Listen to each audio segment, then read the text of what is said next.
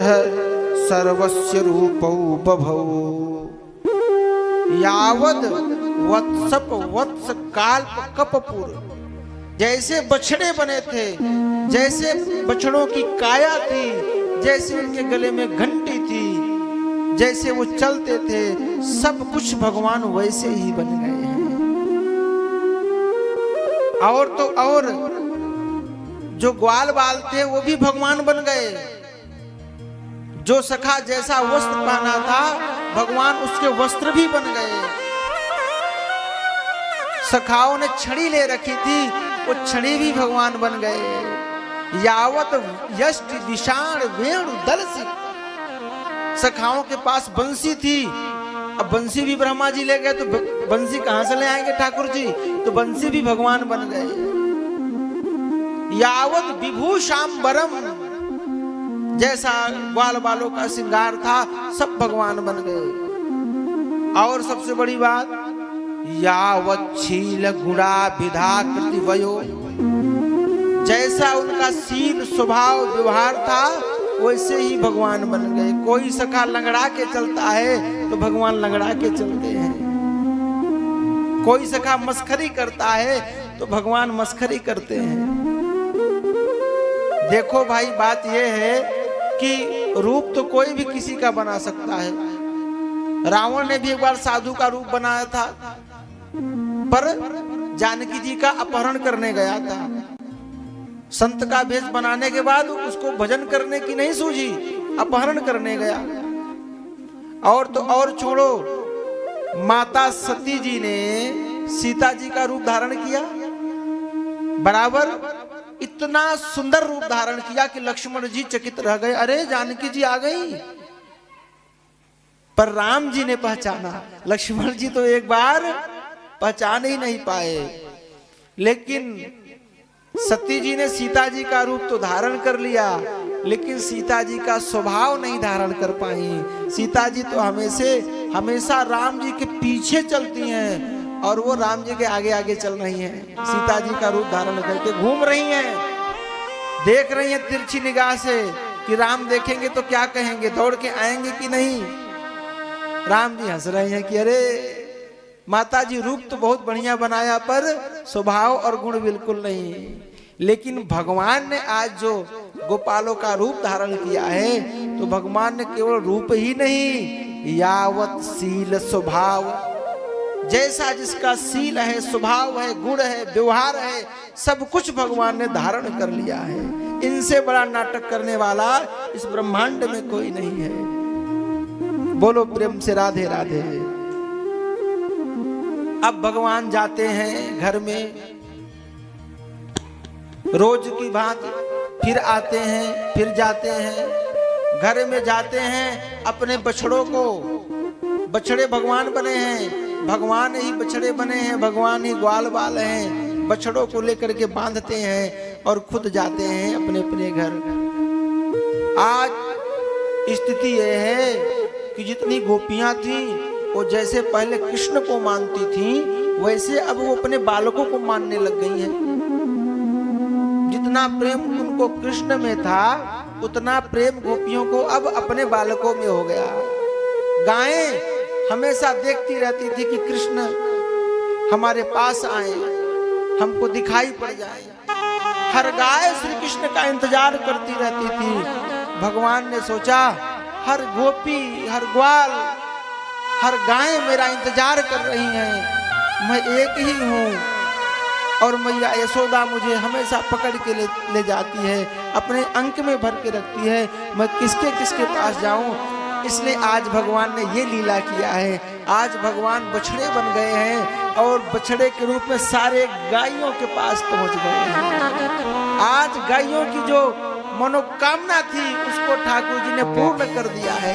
आज कृष्ण को साक्षात अपने पुत्र के रूप में पहले तो मानते ही थी, पर आज साक्षात देख रही हैं। गायों ने आज अपने अपने बच्चों को खूब स्नेह किया है, खूब लाड लगाया है। गायें तो दिन रात अपने बच्चों को चाटती ही रहती हैं। गोपियां भगवान को देखती थी कि अरे माता यशोदा कृष्ण को कैसे छाती से लगाए घूमती हैं। काश मुझे भी अगर अवसर मिले मैं भी कृष्ण को छाती से लगा करके सुलाऊं, भोजन कराऊं, अपने पास लेकर के रहूं, लेकिन संभव नहीं है। आज भगवान उनकी इच्छा पूर्ण करने के लिए खुद उनके पुत्र बन के आए हैं। आज गोपियां अपने बालकों को लेकर बार बार चूम रही हैं, बार बार हृदय से लगा रही हैं, अपने बालकों को स्नान करा रही हैं, अपने साथ सुला रही हैं। 1 साल तक ये सब चलता रहा। ब्रज में तो महाराज सर्वम विष्णुमयम बभूव, पूरा ब्रज एक एक कण आज कृष्णमय बना हुआ है। किसी के समझ में नहीं आ रहा है, प्रेम लुट रहा है। एक दिन दाऊ जी ने बड़े ध्यान से देखा आजकल क्या हो रहा है। आजकल कन्हैया निकलता है तो जो गोपियां पहले दौड़ दौड़ के आ जाती हैं वो अपने बच्चों को पुचकार रही हैं। जो गायें कृष्ण को देख करके दौड़ पड़ती हैं, चाटने लगती हैं, रभाने लगती हैं, आज वो अपने बच्चों को प्यार कर रही हैं, कृष्ण को देख ही नहीं रही हैं। अरे कहां से देखेंगे, कृष्ण तो उनके पास खुद खड़े हैं। अब तो दाऊ जी ने धीरे धीरे समझना शुरू किया और समझ में आ गया। भगवान के पास गए, अरे कन्हैया ये क्या हो रहा है। भगवान हंसने लगे। भगवान के मुस्कान में ही माया छिपी है। जिसको भी मोहित करना होता है प्रभु मुस्कुराते हुए आते हैं। भगवान मोहिनी अवतार लिए, मुस्कुराते हुए दैत्यों के पास गए, सारे दैत्य मोहित हो गए। भगवान मुस्कुराने लग गए। दाऊ जी ने कहा हंसिए नहीं, मुझे सब पता है आपके बारे में, ये क्या चल रहा है पहले ये बताइए। अब साल भर से मैं मोहित हो रहा हूं पर आज नहीं होने वाला।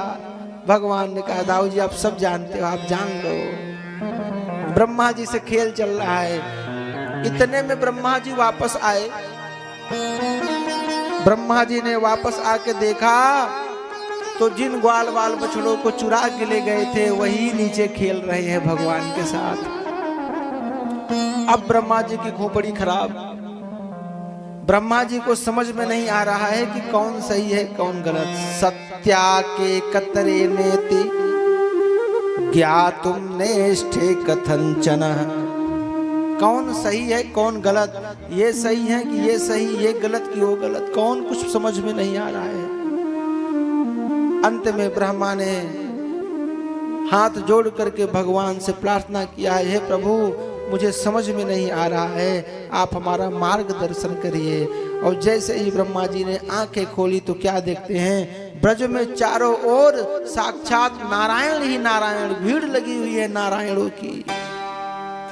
सारे ग्वाल बाल के रूप में भगवान ही थे, सब में कृष्ण दिखाई पड़ रहे हैं। अब तो ब्रह्मा जी को समझ में आ गया। कृतांजलि प्रश्रयवान समाहितः सवे पथुर गद गद तैल लीलया। हाथ जोड़ करके भगवान के चरणों में लेट गए हैं ब्रह्मा जी। महाराज बहुत बड़ी गलती हो गई प्रभु, स्तुति करने लगे हैं प्रभु।